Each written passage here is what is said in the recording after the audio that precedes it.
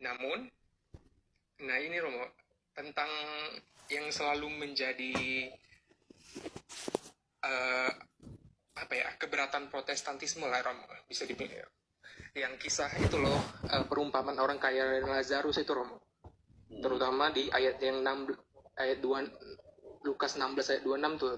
Dibaca dulu Lukas 2:16 supaya kita analisa konteksnya. Iya. Ratu atau siapa? Lukas 6 ayat Lukas 16 ayat 26.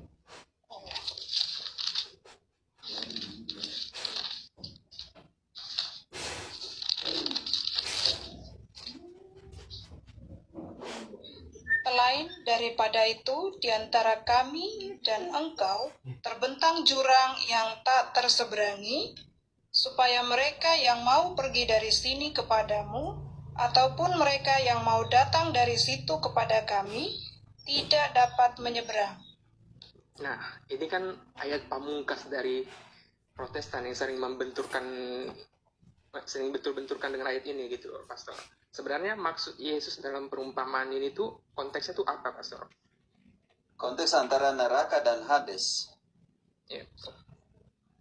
Kalau engkau sudah di neraka, engkau tidak bisa keluar lagi dari sana. Makanya Abraham bilang bagaimana? Di antara kita tidak bisa kembali ke sini dan ke situ.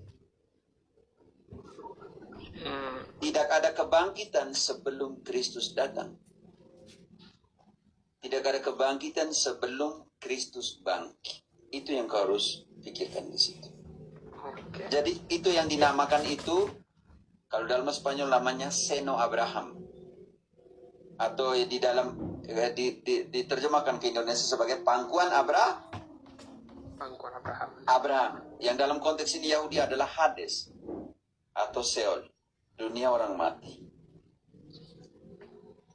Atau yang mereka punya konsep tentang Gehenna, penantian. Sekarang konsepmu harus tahu bahwa sebelum Yesus datang dan bangkit, tidak ada kebangkitan. Karena itu di dalam Matius 27 ayat 52 selanjutnya, setelah kebangkitan Kristus, yang ini yang kita namakan nanti, sebelum bangkit, Yesus harus pergi ke dunia orang mati. Supaya orang-orang mati mendengarkan pemberitaan Injil. Karena itu, Yesus bangkit dulu, supaya orang yang lain, orang kudus nih, keluar dari kubur, bangkit dan pergi ke kota Allah.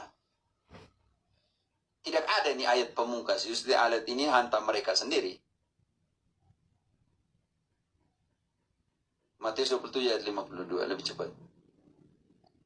Dan kuburan-kuburan terbuka dan banyak orang kudus yang telah meninggal bangkit. Garis bawahi di sini akan ayat 53. Setelah, oke. Dan sesudah kebangkitan Yesus, mereka pun keluar dari kubur, lalu masuk ke kota kudus dan menampakkan diri kepada banyak orang. Ray, dari sini engkau bisa mengerti dulu bahwa sebelum kebangkitan Kristus tidak ada kebangkitan orang mati. Iya, betul. Disinilah yang kita masuk di dalam peran yang namanya misi final mesianik. Bantu dulu frater siap-siap. 1 Petrus 3 ayat ke-18-19. Ratu engkau lebih dekat di Injil. Yohanes 5 ayat 25.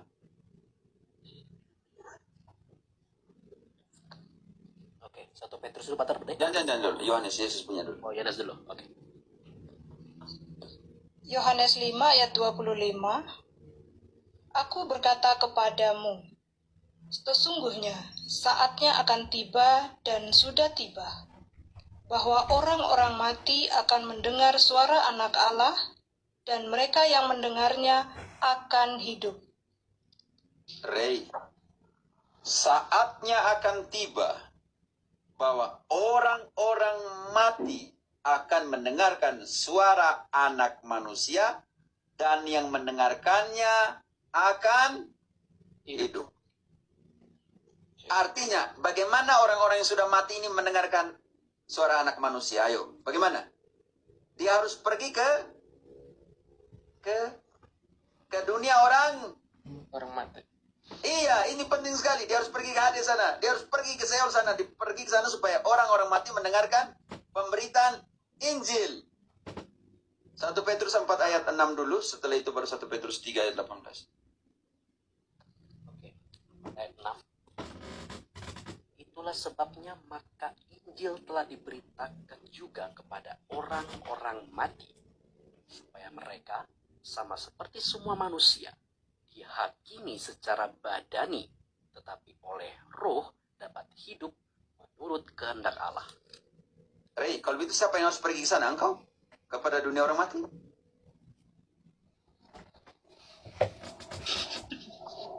Rey, siapa yang di sini? Pendeta mana yang pergi ke dunia orang mati untuk memberitakan mereka yang mendengarkan Injil? No comment, Pastor. Mana kau bilang tadi alat pemungkasnya Protestan itu? Iya, Pastor.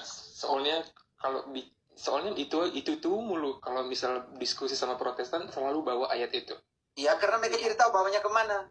Makanya penting sekali konkordansia. Satu ayat dibangun oleh keseluruhan. Karena itu yang pertama. Kita harus mengerti. Kalau begitu bagaimana? Logika. Pakai logika saja. Kalau begitu, ayat tadi mengatakan, bantu dulu ayat 6 tadi. 4 ayat 6. Orang-orang mati dengarkan Injil. Sama seperti kita yang masih hidup. Artinya mereka mendengarkan atau tidak mendengarkan, Rey? Mendengarkan, Pastor. Tapi menurut Protestan mereka sudah mati, mereka tidak buat apa-apa lagi. Waktu bisa dengar lagi. Kita baca ayat ini nih, pukulan untuk Protestan. 1 Petrus 4 ayat 6. Itulah sebabnya maka Injil telah diberitakan juga kepada orang-orang mati. Tahan dulu. Rey, orang mati kan tidak dengar lagi. Bagaimana Injil diwartakan? Resah. Itulah, Pastor. Teologi aneh mereka tuh. Aneh, makanya aneh. Oke, lanjut. Itulah sebabnya Injil diwartakan kepada orang-orang mati. Sama seperti ini, komparasi. Sama seperti yang masih hidup mendengarkan Injil, mereka juga. Lanjut dulu, Brother. Supaya mereka sama seperti semua manusia dihakimi secara badani, tetapi oleh roh dapat hidup menurut kehendak Allah. Karena itu oleh roh dalam roh Yesus harus kemana? 1 Petrus 3 ayat 18-19. 1 Petrus 3 18 dulu. Sebab juga Kristus telah mati sekali untuk segala dosa kita.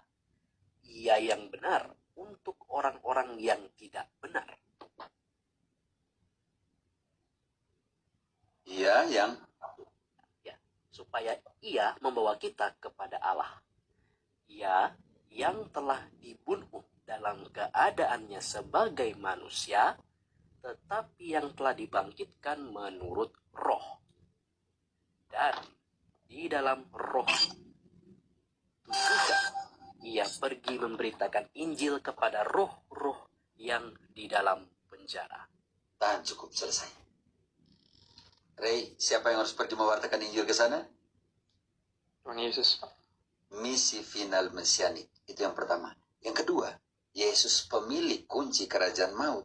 Dia harus pergi buka itu. Kalau tidak, laut dan kerajaan maut tidak bisa menyerahkan orang yang ada di dalam. Yesus harus pergi ke sana. Wahyu, sekarang Wahyu. Ratu Wahyu 1 ayat 18. Siapa pemilik kunci kerajaan maut? Wahyu 1 ayat 18.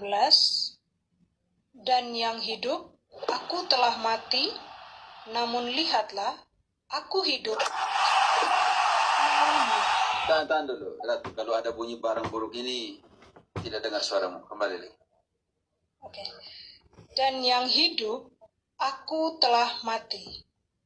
Namun lihatlah, aku hidup sampai selama-lamanya, dan aku memegang segala kunci maut dan kerajaan maut.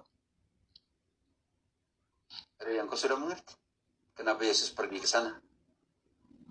Pegang kunci kerajaan maut. Pergi mewartakan kepada orang-orang mati. Artinya di situ supaya orang-orang mati mendengarkan. Artinya mereka mati mendengarkan atau tidak? Mendengarkan, Pastor. Tapi pendeta bilang orang mati tidak dengar lagi. kasihan sekali orang di sana itu, Pastor. Nah, Orang mati di sana nggak dengar lagi, Pastor. jadi runutan pertanyaan dari orang kudus, bahwa doa, dan sekarang ini engkau sudah bisa mengerti. Orang mati bisa mendengarkan. Begitu, Rey. Oke, Rey. Iya, Pastor. Oke, silakan nanti satu doa. Oh iya, silakan nanti atur dulu ya.